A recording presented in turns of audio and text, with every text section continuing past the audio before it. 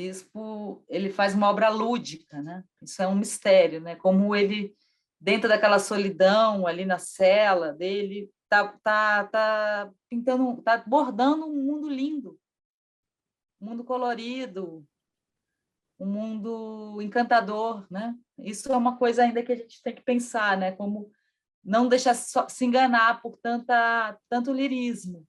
Apesar que há esse lirismo também, eu acho que ele também via as coisas assim. Ele via a aura das coisas, né? Ele é um visionário, de algum modo. Você chamou ele, né, de artista visionário. Mais do que genial, eu usaria a palavra visionário. Ele está vendo coisas que a gente não vê. E lembrando também, que tem uma memória absurda, né? Então, ele consegue guardar as coisas do mundo e reproduzi-las, né?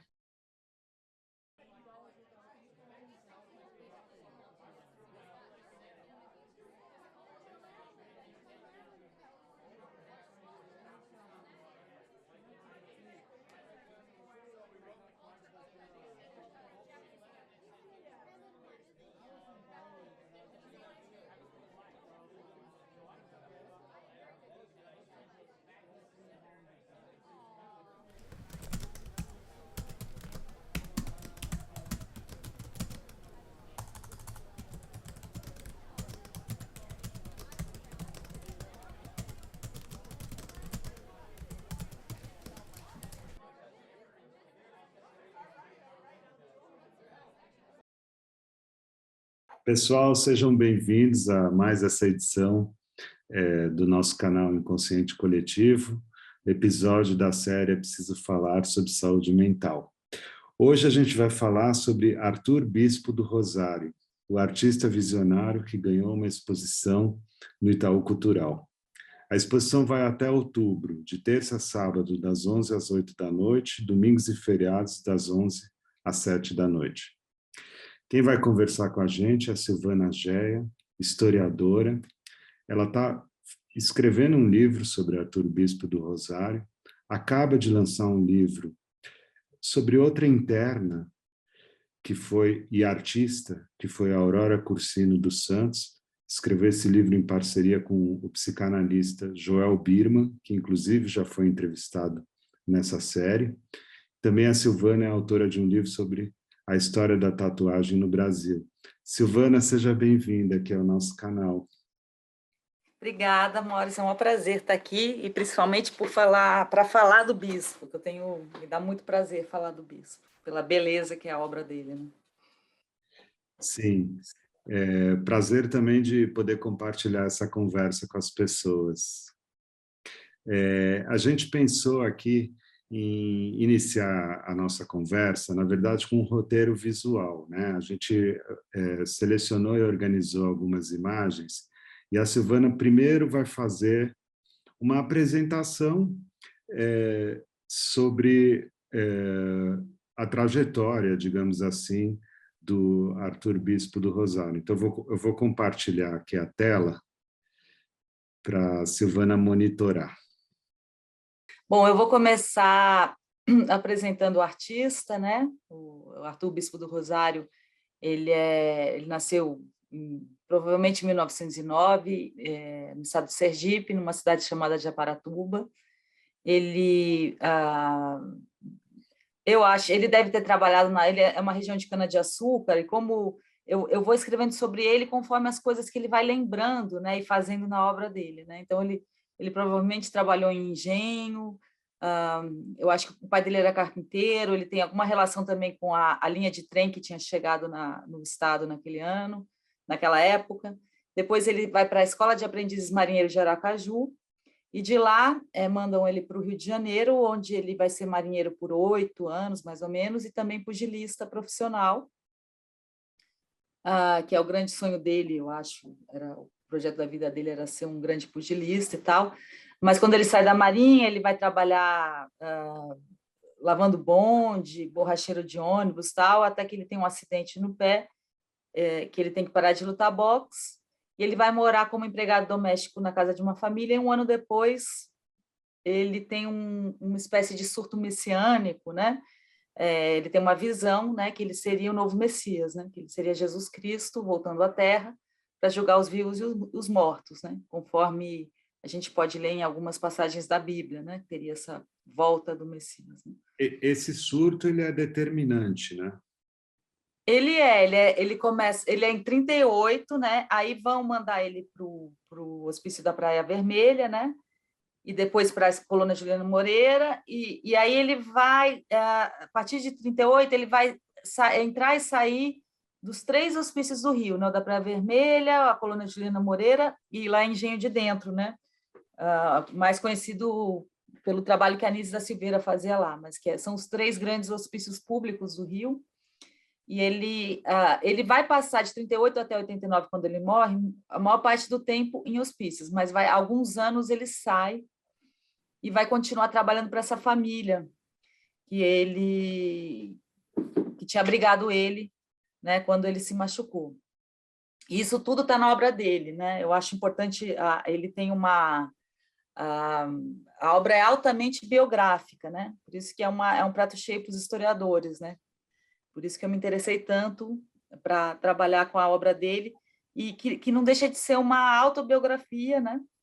Então eu tento escrever, eu tento pesquisar ele junto com ele, né? Junto com as coisas que ele escreve, eu leio muito o que ele escreve nas próprias obras, né? O museu transcreveu agora recentemente terminou de transcrever todas as obras dele, então isso tem me ajudado muito para entender como é que ele criou essa obra, o que ele diz com essa obra, né? Então, eu vou fazer uma apresentação bem breve, né, para a gente poder conversar depois sobre como eu tô abordando o bispo, né? E eu vou trabalhar um pouco também com a exposição que está aqui no Itaú Cultural, que tem 400 obras dele, né? Então, a próxima foto já é uma foto da exposição, que eu gostei muito dessa área da exposição, que tem o manto, né, que é a obra-prima dele, né, a obra máxima dele, diante de uma sala que é mais ou menos o tamanho do que ele transformou em ateliê lá na colônia Juliano Moreira, que era uma área de antigas celas para prender internos em surto, né, que ele ficou preso lá na década de 60, e depois ele não quis mais sair, porque justamente ele queria usar aquele espaço que ia ser desativado como um ateliê. E essa área da exposição reproduz mais ou menos o tamanho do salão desse ateliê, né? Porque tinham 11 celas, né? 11 portinhas que ele também usava, né? Ele foi tomando, ele foi ocupando, né? Ele fez uma ocupação, né? Transformou isso num ateliê de arte, né? E ele ia pendurando as coisas na parede, né? Ia apontando coisa, porque ele era uma pessoa que acumulava e que fazia muitas listas, e as pessoas iam dando materiais para ele trabalhar, né? Ele também desfiava o tecido dos uniformes para produzir uma linha e poder bordar, enfim, ele tem uma riqueza, né, de trabalho com materiais vários, né, não só bordados, né? Então, nessa exposição do Itaú, eles estão reproduzindo mais ou menos esse espaço, né, com essa obra-prima dele em destaque, né? O que Essa é uma seria, foto. Oi, pois não. ainda nessa tela, o que seria a cosmogonia dele? Então, eu diria, né, ele, vamos dizer, a forma, ele faz parte de uma tradição brasileira e também cristã, né, em geral, messiânica, né? Então, Antônio Conselheiro, por exemplo, também tinha né, essa ideia de criar um mundo, né, o paraíso, né, um tempo que as pessoas não iam mais sofrer, né? Então tem uma cosmogonia assim messiânica cristã, mas popular, né? E brasileira, porque ele tem elementos de religião afro-ameríndia, né? Em outras obras, ele fala muito dos guias, né? Os guias que guiam ele, né? Ele ouve vozes, né? Então, isso é uma coisa que tem muito na Umbanda, por exemplo, né? Você falar com os mortos, mas ele diz que essa voz é Nossa Senhora, né? Uhum. Mas, de algum modo, ele está falando em guias, né? E ele vai ter uma obra que é um gongá de Umbanda, né? Então, você vê que ele conhecia a Umbanda, mas o que se diz é que antes dele ter esse surto, ele pregava o evangelho na Ilha do Governador, né? Então, eu acho que ele vem de uma tradição desses profetas populares, né? Que tem visões, né? Normalmente, assim, quem estuda isso em sociologia, normalmente em lugares de muito sofrimento, né? De muita pobreza, né? E que a religião ela vem como um elemento de salvação, né? Desse mundo material desiludido. E ele vai recriar o mundo dessa maneira muito lúdica e bonita, né? Como ele faz, quem vai na exposição vai ver. A obra dele é uma obra muito alegre, ainda que ela esteja ancorada numa situação trágica da vida dele, que é do homem desamparado, né? Ele é um migrante nordestino, negro, que não tem família, né? Pelo menos no Rio de Janeiro, quando ele deixa Sergipe, né? Ele vem só para ser marinheiro, ele nunca casou, ele tinha um sonho que era de ser pugilista, que é essa coisa da ascensão pelo esporte e tal. Então, eu interpreto um pouco isso assim, né? Como o messianismo vem para acalmar uma vida sofrida, né? E ele vai estar sempre nesses hospícios, que ele vai acabar aceitando essa condição, né? E achando que ali é o lugar dele, para ele justamente recriar esse mundo, e quando ele for para o céu, né? Quando ele morrer, apresentar esse mundo, como ele é o filho do homem, né? Ele tem esse domínio sobre o mundo, né? Então, é nesse lugar que ele vai produzir esse mundo, que na verdade é o mundo dele, né? É o mundo que ele viveu. Então, você vê, aqui é uma foto do ateliê cela dele, né? Quando, acho que logo depois que ele morreu, né? Que ele ia acumulando esses materiais também.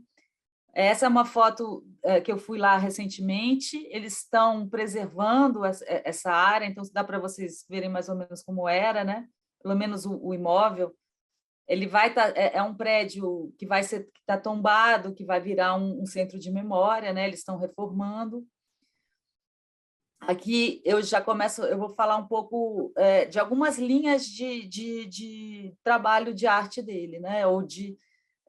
Enfim, não vou falar em arte por enquanto, mas como é que ele produzia a obra dele, né? Como ele produz a obra. Então, isso é uma caixa que tem vários nomes de pessoas, né? Então, em feixes, né?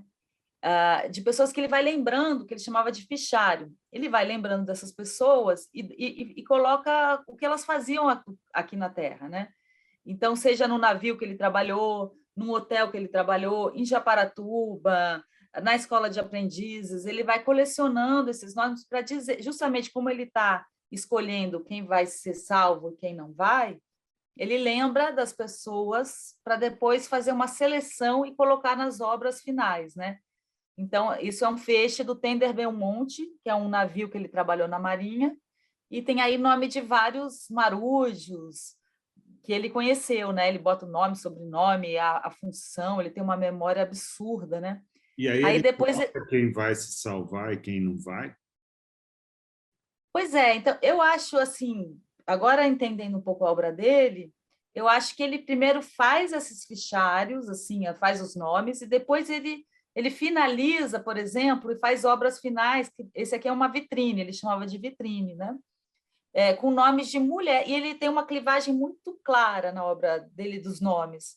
Ele separa homens de mulheres, nunca ele mistura homens com mulheres, né? Tem uma coisa severa de gênero. Assim, né? Então, por exemplo, essa vitrine é de profissionais de saúde mulheres da colônia Juliano Moreira, né? A primeira lá em cima, que eu não sei se vocês estão enxergando, é a Rosângela Maria, que é uma estagiária de psicologia que cuidou dele, ele se apaixonou perdidamente, ele escreve o nome dela em várias obras, várias, assim, dezenas, né? E uma série de mulheres que era, na década de 80, estavam começando a frequentar a colônia Juliano Moreira no contexto, né, da luta antimanicomial, no contexto da abertura dos hospícios, né? Então, ele é meio historiador, ele um pouco documenta esse momento da colônia, quando tem essa série de profissionais, enfermeiras, psicólogas, aí também ele bota uma jornalista, entendendo que estão entrando na colônia, artistas que vão dar cursos de arte e tal. Então, essas faixinhas de cor são as cores das auras, ou delas, ou a cor da aura que elas dizem que ele tem, que ele sempre perguntava qual é a cor da minha aura, né? O bispo também não trabalha muito com clivagem racial, né? Eu acho que ele ficou nessa história da aura mais do que do corpo, né? Ele não fala muito em negros e brancos, né? Ele fala da aura, da cor da aura das pessoas, e a única diferença entre as pessoas é a profissão delas e o gênero, né? Mas, ao mesmo tempo, a trajetória dele tem alguma coisa da trajetória do negro no Brasil, né? Ele é uma vítima também, né? Sim, com certeza, né? Quer dizer, ele está num contexto racista de hospício, né? Que tem um grande número de gente negra nos hospícios.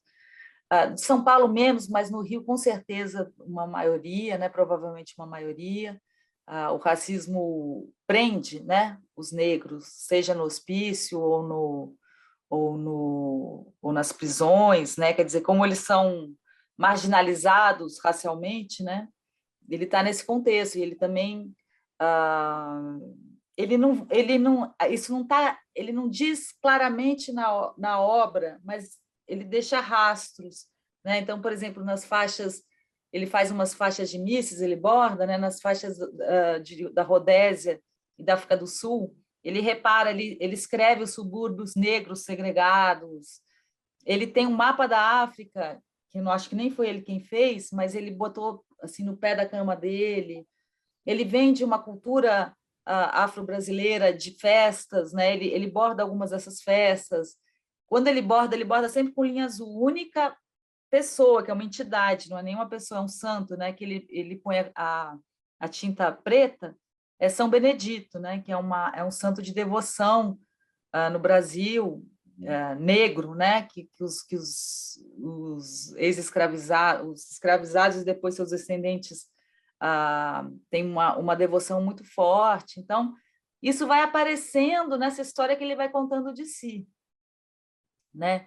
Essa segregação que ele vive, a gente vive, né, num apartheid até hoje, né, no Brasil.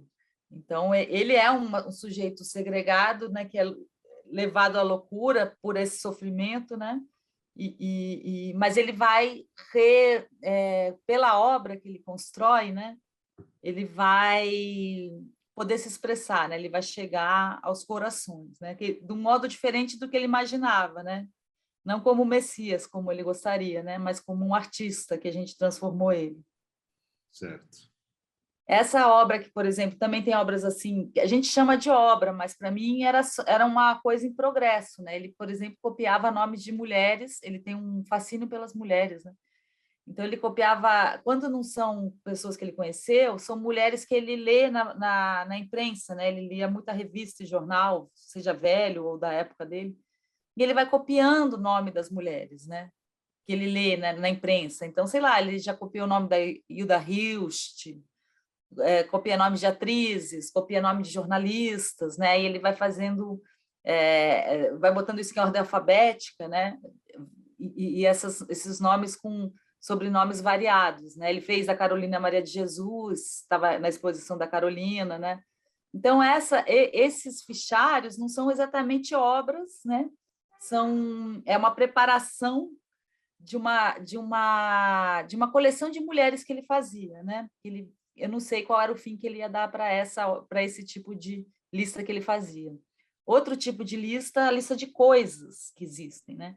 Então ele ia fazendo, como eu mostrei naquele slide, ele ia juntando coisas para poder fazer obras, né? Então, alças de bolsas plásticas, bolsa de plástico, aqui ele está escrevendo várias bolsas, mas sei lá, serra, zarcão, lata, 900 gramas, né? Então ele borda uma lista, ele é uma espécie de almoxarife, sabe?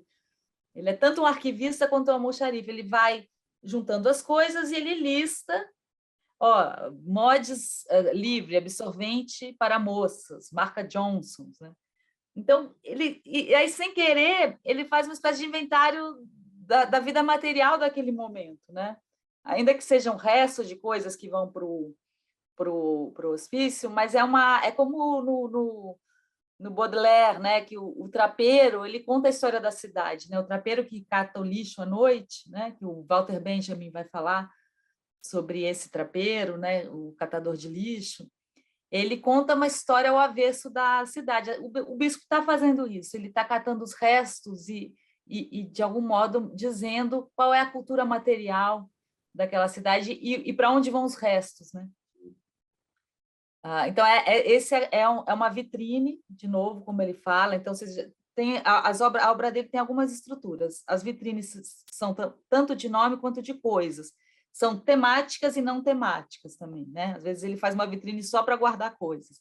Essa é uma vitrine temática, que eu chamaria de Gongá de Umbanda, né? Ele bota ali uma pomba-gira, uma Iemanjá, ele bota presentes para Iemanjá, eu fico pensando se ele não é filho de Iemanjá, porque ele é marinheiro. Ele bota todos os santinhos que na Umbanda teriam correspondência com orixás, ali do lado esquerdo.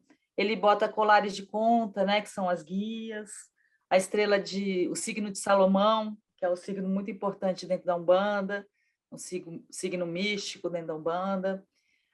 Essa outra vitrine é uma vitrine que tematiza técnicas de pesca. Ele vem de área de rio, depois de mar, né? Então, ele conhece... Eu tive que olhar muita coisa no dicionário, porque ele me mostra um mundo rural que eu não conheço, e tem nome para tudo, né? Essas técnicas de pesca com rede, com vara.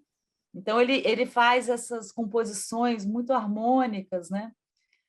Por exemplo, na exposição do Itaú, tem essas estantes que copiam mais ou menos a reserva técnica do Museu Bispo do Rosário, né? Que as coisas são guardadas nessas grandes estantes, né? Porque são muitos objetos.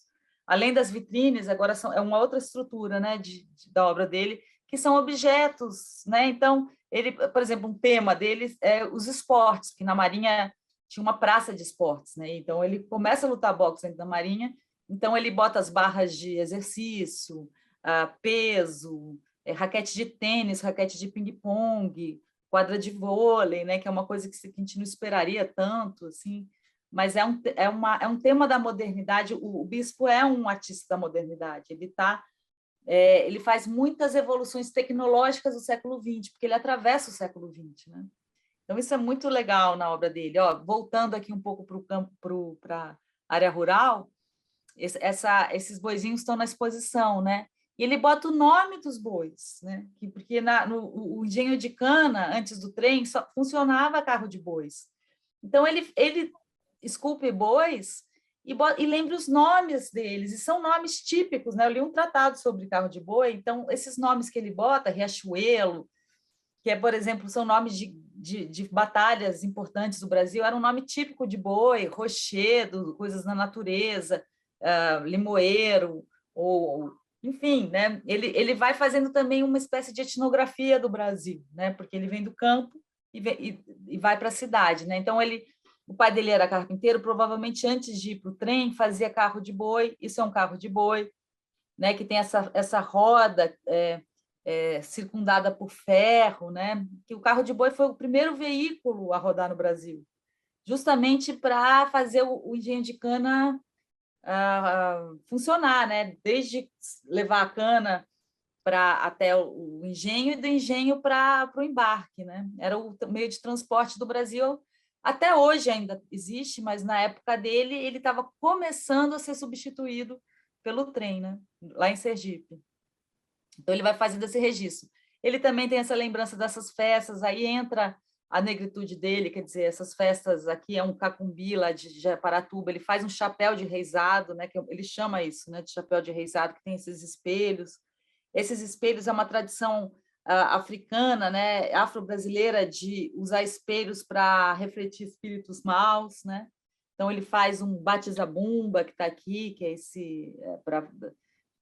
são os instrumentos dos cacumbis, das congadas, né, o pandeiro. Aqui são, de novo, esses objetos que eu vinha falando, né? Olha, uma raquete de tênis, uma serra, marcador de boi, tesoura, né? E ele borda o nome de cada objeto, né? Ele está inventariando esses objetos, todos que ele conhece, todos que ele usou, porque ele é um trabalhador.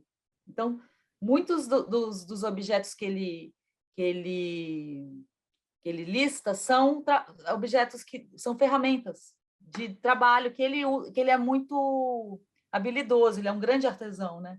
Esse, por exemplo, uma das coisas que eu olhei no dicionário, gládio, né? Que é um tipo de machado. Aí agora a gente passa por uma outra estrutura da obra dele, que são os estandartes. Eu acho que é um nome acertado falar estandarte, porque quando ele mostrava, ele pendurava assim num pau, né? Como se fosse uma procissão, né?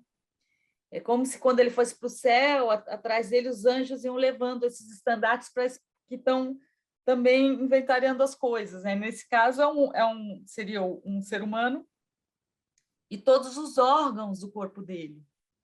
E engraçado que para mim esse é isso que eu falo, que era o desejo dele era ser o pugilista, né? Então para mim isso parece uma imagem de um pugilista e ele vai botando assim supercílios, sabe, que são pedaços do corpo que a gente sempre ouve, né, no boxe. Na parte do pé, os únicos ossos que ele bota são os ossos que ele quebrou quando ele deixou de lutar boxe, né? Que é uma obra dele muito conhecida que chama Eu Preciso dessas Palavras Escritas, né?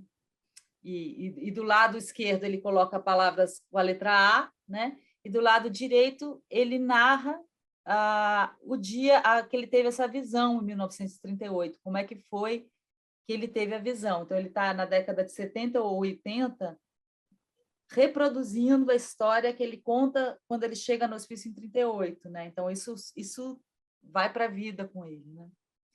Aqui, ó, uma foto dele quando ele era pugilista, né? Que eu aproximo muito essa imagem dele pugilista com essa imagem, né? E ele fala, né, numa entrevista, sonhos, fui campeão da Marinha. Ele não foi campeão, mas o sonho dele era ser o campeão, né? Talvez ele foi na Marinha, mas quando ele lutou profissionalmente, ele não foi campeão, mas ele teve uma carreira de 8 anos no boxe e que ele saiu da Marinha para correr atrás, né, desse sonho, né? Aí outros estandartes dele, aí você vê como ele tematiza. Então, por exemplo, aqui ele tematiza essa coisa do esporte, do jogo, né? Ele jogava xadrez. Aqui também, tá vendo? É uma obra que ele tanto mostra esporte quanto jogos, quanto parque de diversão. Aí ele muda para embaixadas, né? Ele vai também inventariando o mundo pelos símbolos, né? Que as embaixadas são, que ele conhece embaixadas, mas ele não conhece países, que ele foi um marinheiro que não circulou em águas internacionais, né?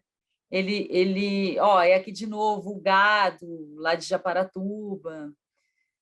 Então, quando as pessoas forem na exposição, você tem que ficar lá horas. Cada obra dessas acontece, não para de acontecer coisa nessas obras, né? Essa obra, por exemplo, é a obra de que quando você chega na exposição, né? A obra que está abrindo a exposição, e essa exposição também tem artistas outros que dialogam, né, com a obra do Bispo. E essa obra aqui, ele copiou dessa revista Veja um comercial sobre uma enciclopédia sobre a vida de Jesus, e ele dizia que essa era a história dele. E ele copiou esse texto publicitário, que está foi a Flávia Corpas que encontrou, uma pesquisadora, uma psicanalista. Ele copia ipsis literis o que está escrito nesse comercial, tirando que ele não bota filho de Deus, ele bota filho de Maria, porque ele tinha uma obsessão por Nossa Senhora, né, pela maternidade dela, né? Aqui na exposição são as faixas de misses que ele faz a metáfora, né, da faixa de missa são os lugares de cada lugar. Então ele ia lendo nas revistas, ia colecionando nome de rio, nome de aeroporto. Então, o Afeganistão, né, ele é entrevistado quando está fazendo a faixa da missa Afeganistão, isso é 80, começo de 80, e aí o jornalista pergunta para ele, isso está filmado, mas como é que você sabe o que está acontecendo no mundo? Ele fala, eu leio o jornal, por exemplo, o que está acontecendo agora? A Rússia acabou de invadir o Afeganistão. Aí você vai na faixa da Miss Afeganistão, tem todo o teatro da guerra ali, todos os locais que foram bombardeados, que ele ia lendo no jornal, ia anotando, e depois escrevia nesse pano e bordava. E fica essas obras lindíssimas, que na exposição estão todas juntas, expostas, né? Aqui, de novo, né, essa coisa da memória, né, esse pedaço aqui seria eu acho que pelo que eu pesquisei, é uma peça de usina a vapor de cana, que ele pega, né, e ele menciona essa usina das pedras na obra, e ele faz parece, né, poesia visual, né, ele borda assim: no engenho trabalha, trabalhadores, trabalhar moendo cana, trabalha. Quer dizer, essa memória da escravidão, da cana-de-açúcar, do pós-abolição, que a cana continua lá em Japaratuba até hoje, não só até a época dele, né? O trabalho precário, né? O trabalho, que vai moendo gente, né? Aqui também ele tinha essa coisa, ele jogava bem xadrez, né? Então ele fazia várias, ele mesmo confeccionava as peças e o tabuleiro. Esse é o Grande Veleiro, que também é uma das grandes obras dele. Ele fazia muitos navios, muitos barcos. Essa cama, quando ele dizem que é quando a estagiária de psicologia que ia embora, né, ia se formar, ele enfeitou a cama dele, fez um vestido para ela, vestiu um manto, né, propôs para ela, para eles encenarem Romeu e Julieta. Enfim, ele fazia até um cenário, né, para a imaginação criadora dele, né? E assim também ele fazia esses jaquetões, né? Esse aqui, por exemplo, imita um jaquetão de almirante, né? Tem esses galões aqui que são 5, né? Geralmente são galões de almirante, e os almirantes também tinham todo esse bordado nas golas, né? Aí nesse assim, por exemplo, é engraçado que aqueles fichários que eu mostrei, né? Que ele ia fazendo lista de pessoas. Essas pessoas que estão nesse são doentes, que ele chamava de doentes, da colônia Juliano Moreira. E atrás desse jaquetão, ele escreveu nomes de advogados e médicos. Então, nesse caso, ele organizou assim, na frente, os doentes que seguiam ele, que reconheciam nele Jesus, e atrás, pessoas assim de classe social, né, advogado, médico e tal, que talvez também reconhecessem ele quando ele trabalhava fora e tal, né? Então ele dava uma certa importância. Mas tem a Isildinha Nogueira, ela interpretou isso como aqueles que faziam ele sofrer, ele botou nas costas, né? Como se chicoteassem ele, né? Também é uma interpretação muito pertinente, né? O manto, novamente. Esse é o verso do manto, que também, né, por causa da transcrição que o pessoal do Museu Bispo do Rosário fez, eu descobri quem são essas mulheres. E todas essas mulheres estão fichadas naqueles fichários que ele fazia. Então, muitas delas são enfermeiras da colônia, são enfermeiras de um hospital que ele trabalhou, são mulheres de Jabaratuba, são mulheres de um cortiço que ele morou na Lapa. E a gente consegue descobrir isso porque ele organizava, antes de eleger, né, quem queria com ele, no manto, costurada, né, com eles, ele fez listas de mulheres e escolheu entre essas listas a que iriam acompanhar ele, né? E, finalmente, eu botei os artistas do Ateliê Gaia. Esse é o Luiz Carlos, esse aqui é o Lobão. Eu gosto muito desse artista, que é um ateliê que ainda tem lá na colônia Juliano Moreira, ligado ao museu. E, para terminar, um quadro da Aurora, Porcino dos Santos, que é essa artista que eu também escrevi um livro, e que está na exposição em diálogo com o bispo, né? Eles trouxeram tanto esses artistas de ateliê, de hospitais psiquiátricos, quanto artistas contemporâneos para dialogar com essa obra do bispo, porque eles dizem, né, os curadores, né, esse efeito bispo, né, o bispo marca a história da arte no Brasil de uma maneira muito ainda misteriosa, né? Mas, de algum modo, ele traz um impacto, né, que eles chamam. Eu ia te perguntar, Silvana, inicialmente, sobre o que é o livro que você está escrevendo. Eu acho que está virando uma espécie de... Eu estou chamando ele de Arthur Bispo do Rosário, Arte e História do Brasil, né? Eu acho que ele é um narrador da história do Brasil.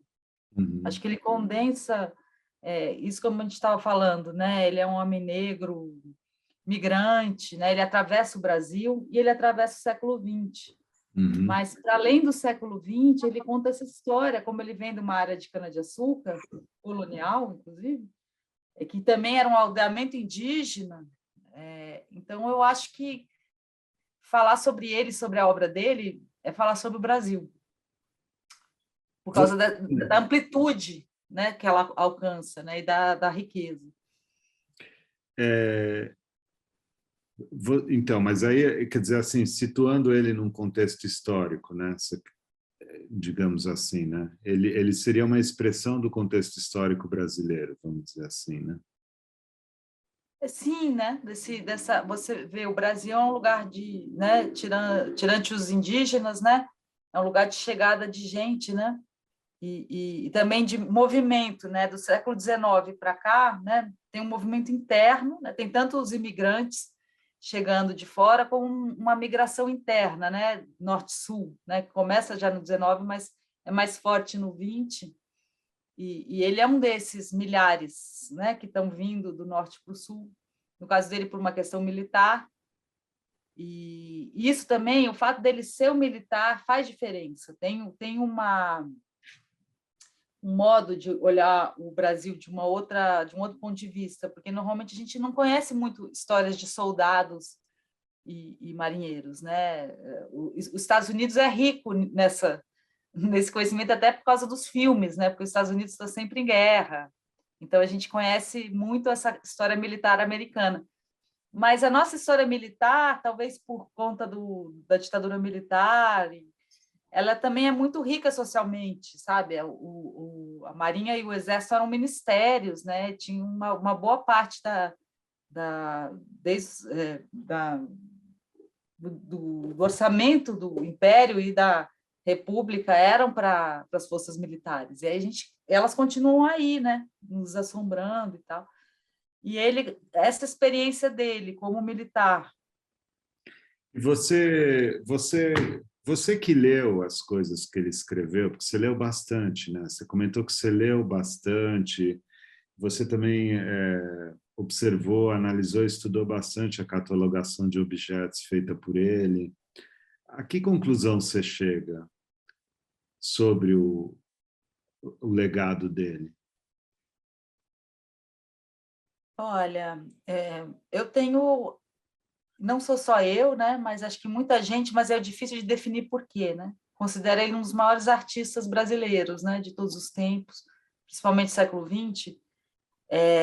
E também existe muito ainda essa discussão, né? O que é arte, o que é loucura nele, né? Eu não vou responder essas perguntas sobre arte e loucura em Bispo, porque é uma discussão já antiga e que ainda não está terminada, né? E eu estou olhando para ele como historiadora, né?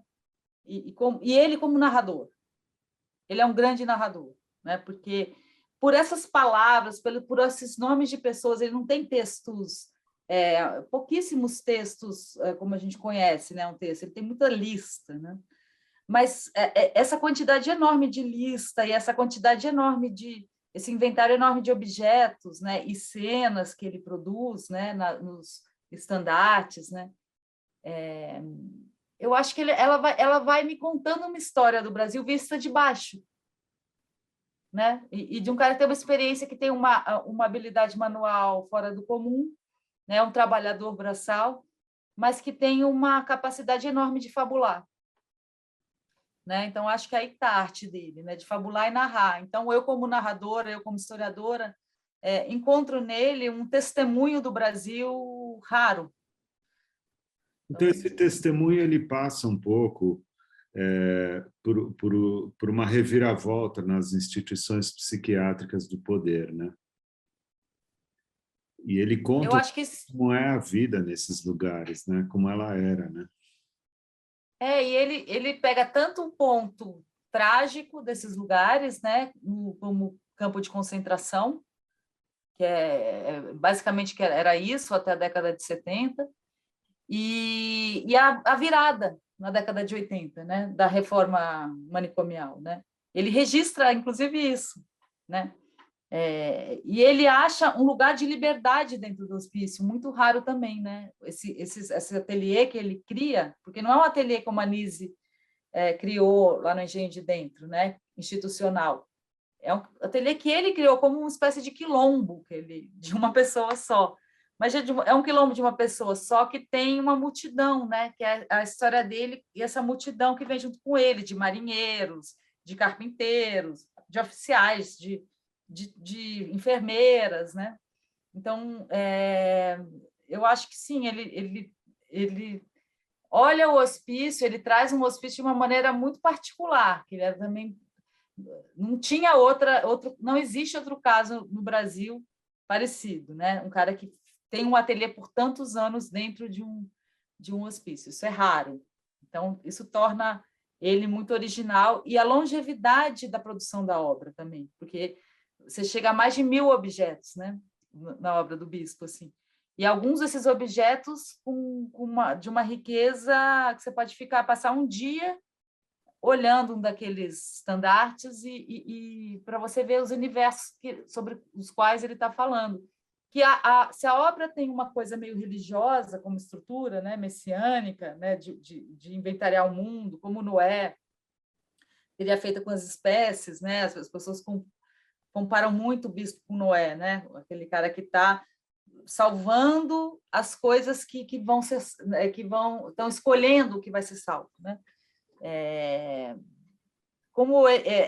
E o que ele escolhe, na verdade, é uma experiência material dele, não religiosa, é uma experiência dele no mundo, como é que o mundo o tratou e quem são quais são esses ambientes, né, que ele viveu, né, que não tem nada de místico, são ambientes reais. Agora, por que você falou que é diferente da Nise da Silveira? Em que medida é diferente? Quais são as semelhanças e diferenças com os ateliês propostos pela Nise da Silveira? Então, assim, eu acho que assim, isso está registrado em todos os manicômios do mundo, sempre os internos desenharam, né, se expressaram, né? Se não tinha papel, era na parede. Uhum. A Nise, lá na década de 40, e o Osório César também, né, no Juqueri, e vários outros psiquiatras pelo mundo, né, do século XX, estão criando esses ateliês com propósitos diversos, né? Seja para curar, que é o caso da Nise, ela pensa na criação como cura, né? Seja para diagnosticar, né? Eu acho que os desenhos até hoje, né, no mundo psi, são muito usados, né? Principalmente com crianças, né? Então, é um lugar para esses internos se expressarem, né? E dessas expressões saem coisas riquíssimas, né? Como a gente sabe. E, no caso do bispo, ele conquistou um espaço que eu não conheço, mas deve haver outros internos que tenham conseguido criar o seu próprio ateliê.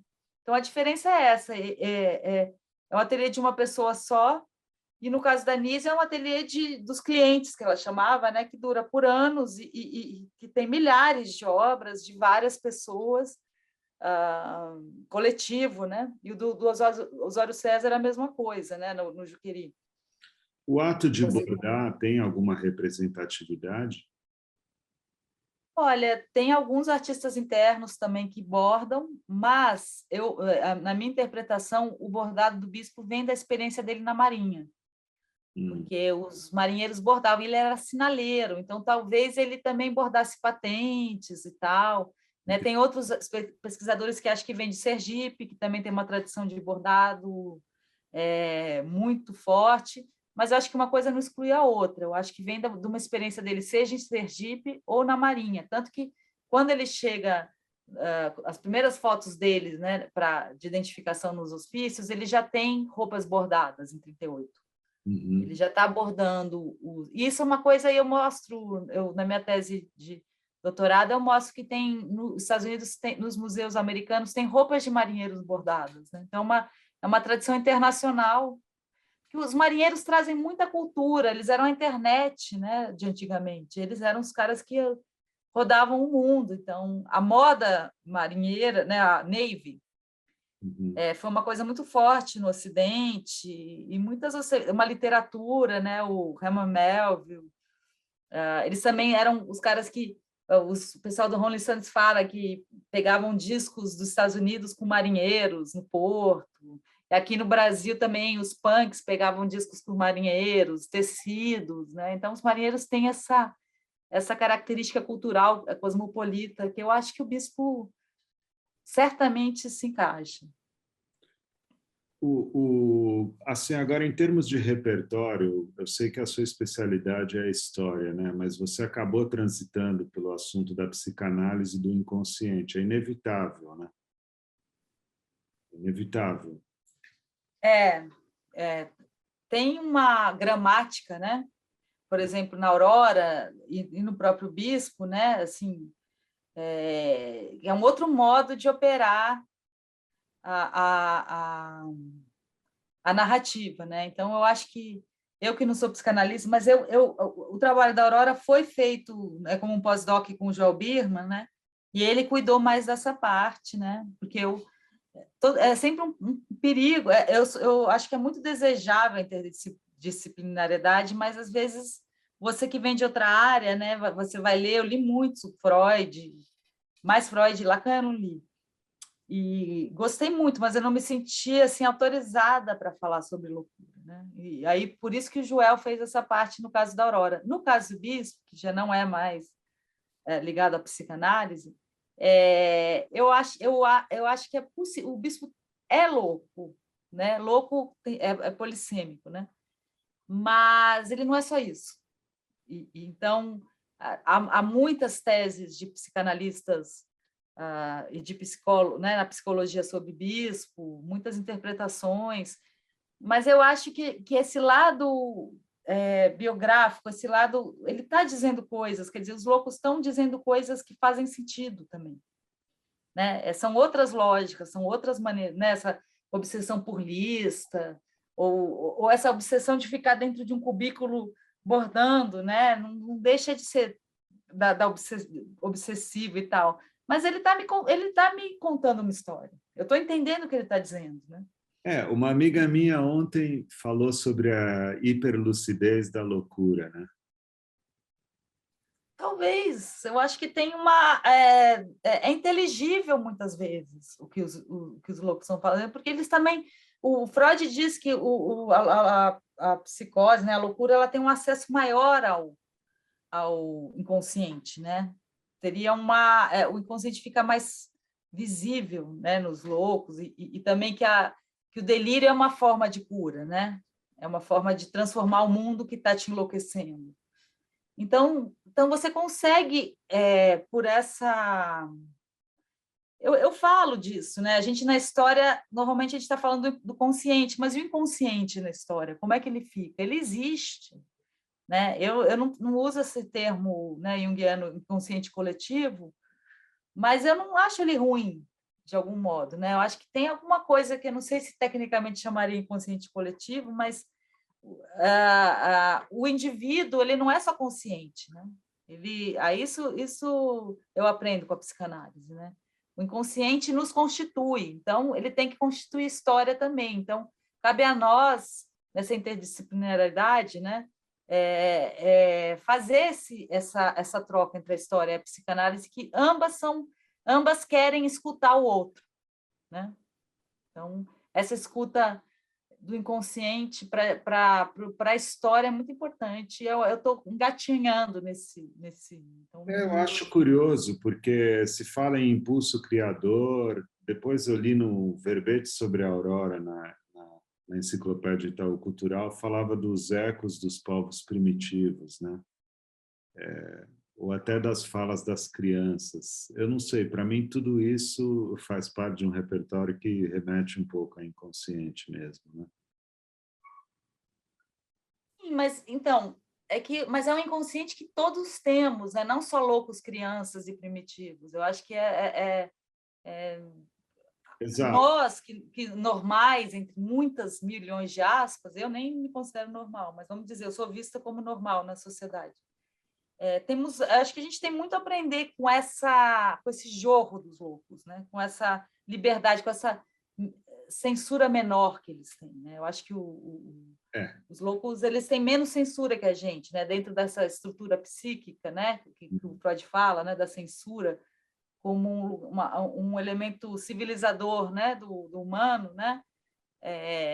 Nem sempre ela é boa, né? Essa censura, porque ela vira opressão, né? Ela vira uma inibição então acho que um pouco de loucura é bom, um pouco de liberdade. Eu acho que às vezes quando a loucura pode ter a ver com liberdade, muitas vezes. E também quando ele chega no hospício, ele chega como indigente, né? Então sem bens, indigente, um sujeito anômico, né? Assim, que não tem lastro.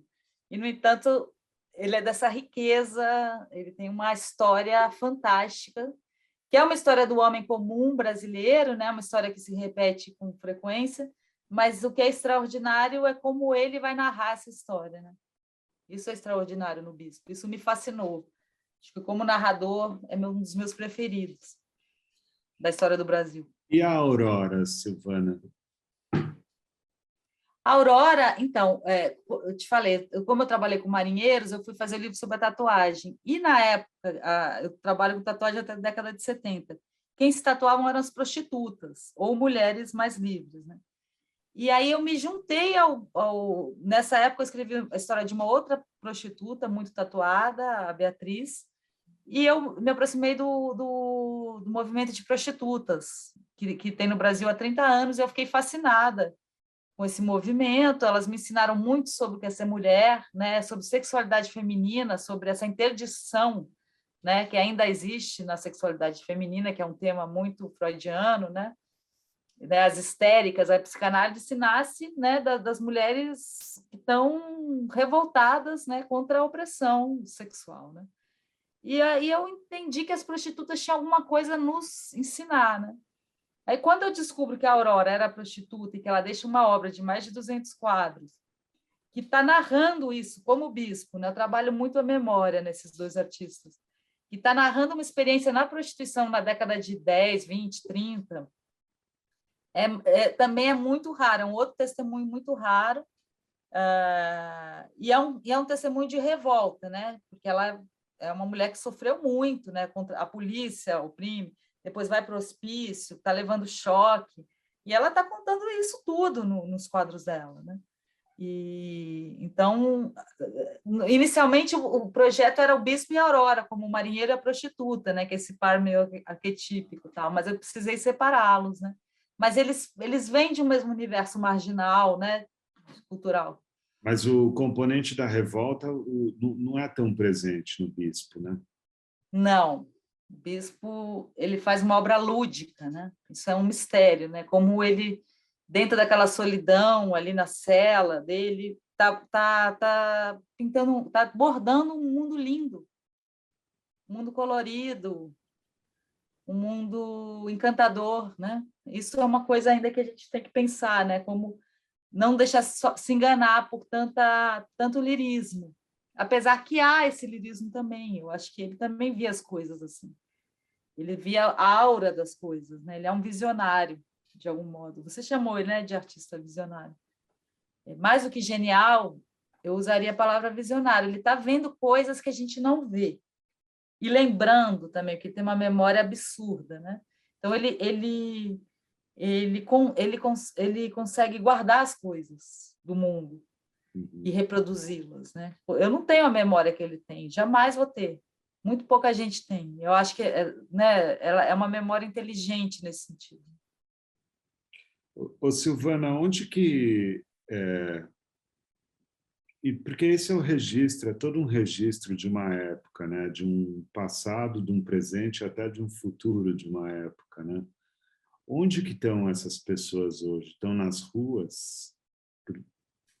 Eu acho que muitas estão nas ruas, ainda existem, né? A reforma psiquiátrica ela não terminou, né? Ela agora está voltando para trás, pelo que eu conheço, assim, eu não sou dessa área, né? Mas há ainda outros formatos, né, de internação, sempre muito precário na área pública, né? E teve os CAPs foram muito importantes, né? O Centro de Atendimento Psicossocial ainda são, né? Foi um trabalho fantástico, né? Que o SUS fez desde 88. Existe o Hospital Dia, né? Esse atendimento, uma série de tratamentos que hoje em dia estão sendo negligenciados, né?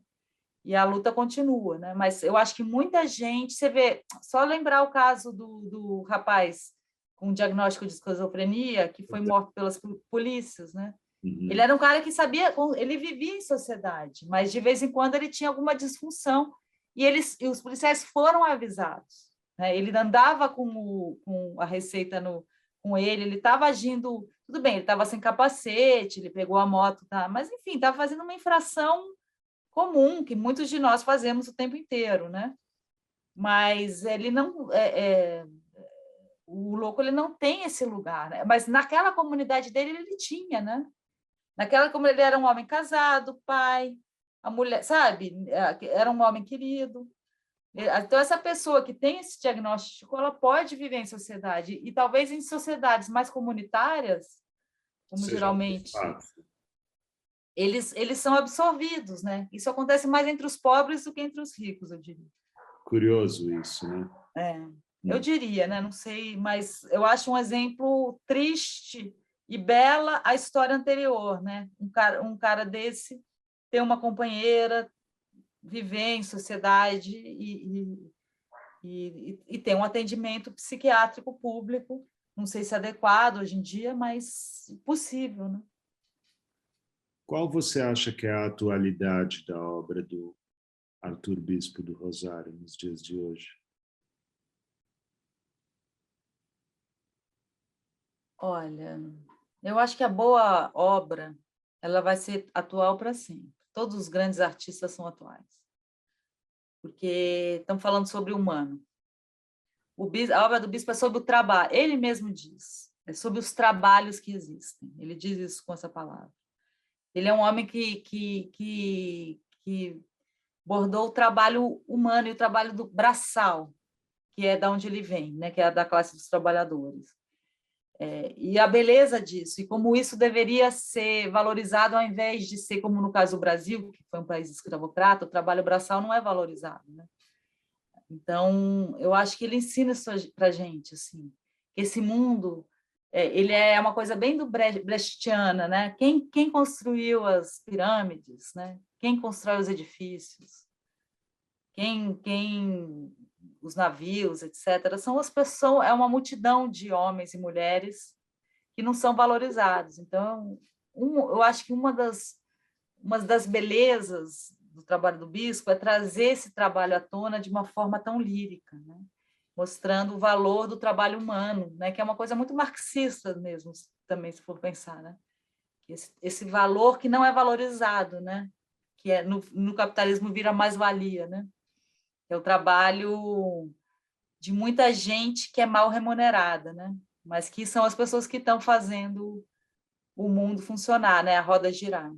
O bispo era esse indivíduo e que, por uma circunstância muito particular, deixa essa obra, conta essa história a partir de objetos e bordados. É muito interessante, É realmente. muito interessante. Muito tocante. É uma coisa realmente... eu acho que é isso. A entrevista é essa, Silvana. Eu vou te agradecer, queria te agradecer Obrigada. tempo de dedicação e por estar disseminando esse legado, né? Tanto aqui no canal como por aí, né? Entre os livros e a academia, a sua atividade acadêmica.